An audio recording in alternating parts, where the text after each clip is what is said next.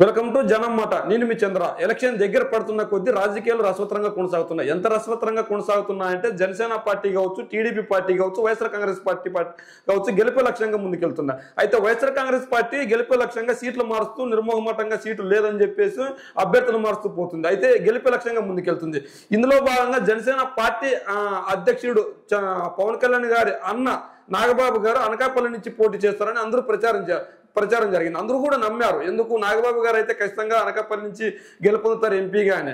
అయితే ఓ జనసేన పార్టీ కనుక సింగిల్ గా పోటీ చేస్తే గెలిచే అవకాశం లేదు కనుక వెనుకొని నడిపి చూద్దామని నాగబాబు గారు అనుకున్నారు.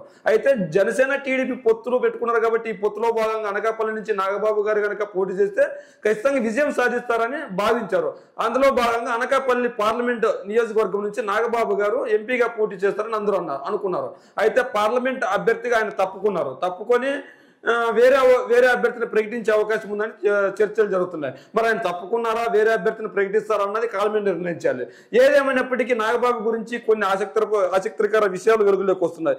ఏ విధంగా అంటే ఈయన ఖచ్చితంగా ఇద్దరు వ్యక్తులకి టికెట్ ఇప్పిస్తానని చెప్పి ఆ ఇద్దరు వ్యక్తుల దగ్గర డబ్బులు కార్లు తీసుకున్నారని ప్రచారం జరుగుతుంది. ఇందులో వాస్తవం ఎంత అనేది పూర్తి తెలియదు కానీ అయితే సుందరపు విజయ్ కుమార్, సుందరపు సతీష్ కుమార్ అని ఇద్దరు అన్నదమ్ములకి ఈ 2 ఎమ్మెల్యే టికెట్లు ఇప్పిస్తాను ఖచ్చితంగా అని చెప్పారు. ఆ 2 టికెట్లు ఏమంటే ఎలమంచిల్లి ఒకటి, గాజువాక ఒకటి. ఈ 2 నియోజకవర్గాలు వాళ్ళకి కేటాయిస్తారని చెప్పి వాళ్ళ దగ్గర డబ్బులు కార్లు ఇప్పించుకొని బాగా హుందాగా తిరిగారని చెప్పి ప్రచారం జరుగుతుంది. మరి ఇందులో నిజాలు మనకి తెలియాల్సి ఉంది. అయితే ఏదేమైనప్పటికీ నాగబాబు గారు అయితే అనకాపల్లిలో గ్రౌండ్ రియాలిటీ ఎలా ఉందని ఒక సర్వే చేయించారంట. ఆ గ్రౌండ్ రియాలిటీలో వైఎస్ఆర్ కాంగ్రెస్ పార్టీ బలంగా ఉంది. ఖచ్చితంగా ఏ అభ్యర్థి ఎవరైనా సరే అనకాపల్లి పార్లమెంట్ నియోజకవర్గంలో వైఎస్ఆర్ కాంగ్రెస్ పార్టీ ఎంపీగా ఘన విజయం సాధించబోతుందని ఒక చర్చకైతే వచ్చింది. ఒక తుది దశకైతే చేరుకుందని ఆయన అంచనా వేశారు. ఏదేమైనప్పటికీ వచ్చే ఎన్నికల్లో అనకాపల్లి నియోజకవర్గం నుంచి పార్లమెంట్ లో ఖచ్చితంగా వైఎస్ఆర్ కాంగ్రెస్ పార్టీ అభ్యర్థి గెలుపొందుతారని తెలుసుకున్న తర్వాత నాగబాబు గారు ఆ నియోజకవర్గం నుంచి తప్పుకున్నారు. అయితే ఏదేమైనప్పటికీ ఖచ్చితంగా అనకాపల్లి నియోజకవర్గ పరిధిలో ఆయన పోటీ చేస్తారని అందరూ భావించారు. మరి ఆయన పోటీ నుంచి తప్పుకున్నట్లు మనకు తెలుస్తుంది. అయితే అనకాపల్లి నుంచి నాగబాబు పరారయ్యారని కూడా వైసీపీ వాళ్ళు కౌంటర్లు వేస్తున్నారు. పోటీ చేస్తానని బిల్డప్ ఇచ్చారు.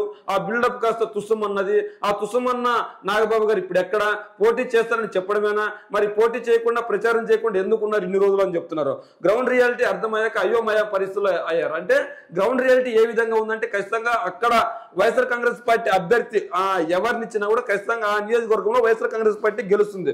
ఎందుకంటే జగన్మోహన్ రెడ్డి గారు చేసిన సంక్షేమ పథకాలు, అభివృద్ధి పనులు, జగన్మోహన్ రెడ్డి గారు ప్రతి పేదవాడికి దగ్గరికి చేరి ప్రతి సంక్షేమాన్ని అందించారు.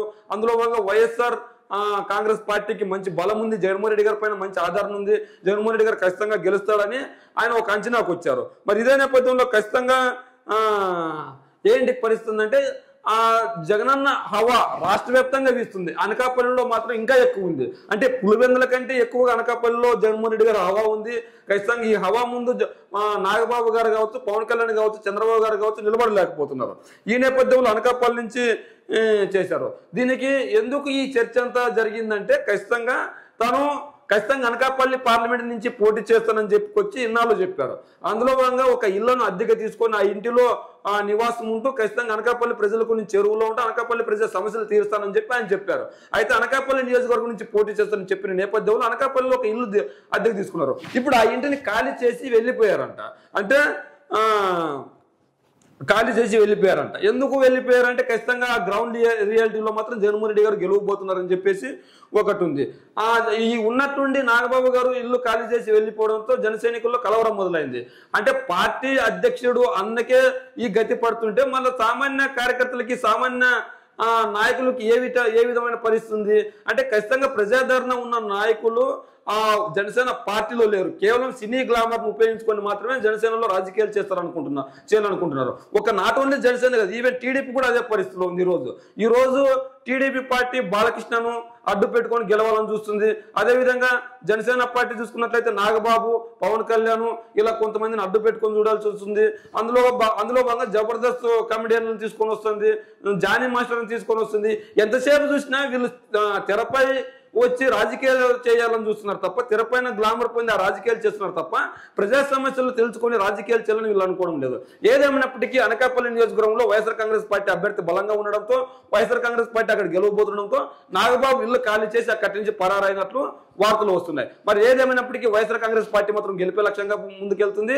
జనసేన టీడీపీ పొత్తుల భాగంగా అయోమయంలో ఉన్న పరిస్థితి నెలకొంది. ఇది నాగబాబు గురించి. మరి నాగబాబు గురించి మీరేమనుకుంటున్నారో మీ కామెంట్ రూపంలో తెలియజేయండి.